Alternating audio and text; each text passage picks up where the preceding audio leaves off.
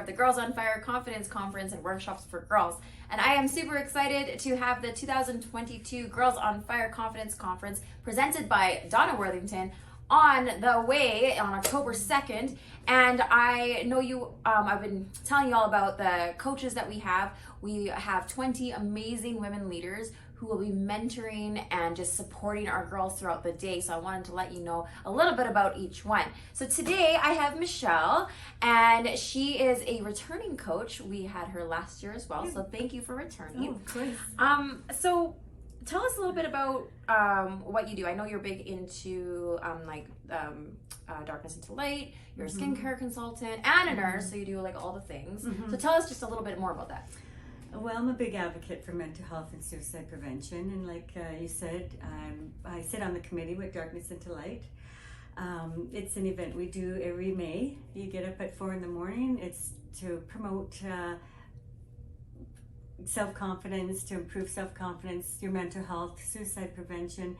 There's so many people hurting nowadays, huh? So you want to support all these people who are going through a tough time.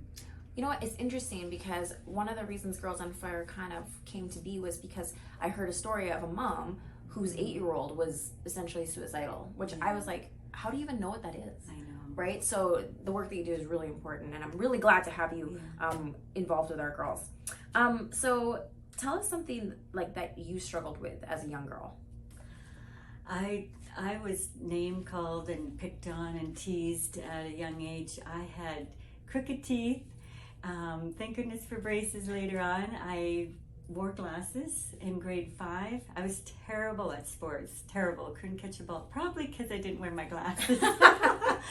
But it was really tough, and kids can be mean. Girls can be very mean. So yeah, it was a hard time for me. Absolutely. You know what? That was one of our things with Sparklers, is just teaching kindness and just noticing that's actually really mean, right? Yeah. And so just making people aware of it and girls understand that, all right, so now you're this like beautiful, confident, amazing woman running these huge programs, like running a business.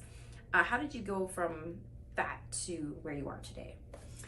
I was thinking about that. We grew up on a farm back in the day. You didn't have the technology and the phones and all that. So, we would be playing outside, we would be riding our bikes, making a puzzle, reading books. I wrote in a journal. I think it's good to get those feelings out on paper. I confided in my twin sister. We were kind of going through the same thing, although she didn't need braces till later on. And my mom was such a good mentor. We ate healthy, we exercised, and, it was all those self-care things, doing chores. We were in the garden doing lots of stuff in the summer and doing chores around the house, and it's all good, that routine. It's like discipline. Yeah, those disciplines of routine. I love that. All right. What advice would you give your 10-year-old self? I would say, full disclosure, that this sometimes brings up tears from us or from you, thinking about yourself. So what would you think? Keep pushing forward. Get up. You're knocked down so many times in life, and keep getting up. And you don't want to, when you're bullied and picked on, you don't want to show them that it's affecting you, although it is. And you want to confide in somebody. You want to talk to somebody, because until you start talking, you don't realize other people might be going through the same thing.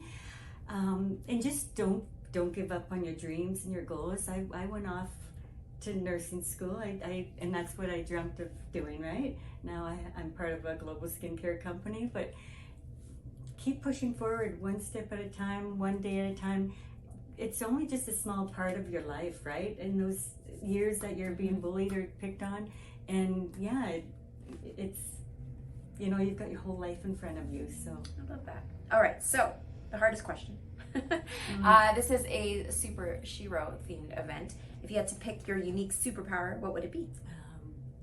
I think to fly. To fly? Yeah, I would love to sprinkle joy and happiness over everybody, over the world, over the community. There's so much pain and hurt, and I just want to make the world a better place to live. I love that. Well, that is perfect, because we need that energy at our conference. So thank you again, everyone. Thank you, Michelle, for coming in and doing this video with us, and we will see you all on October 2nd.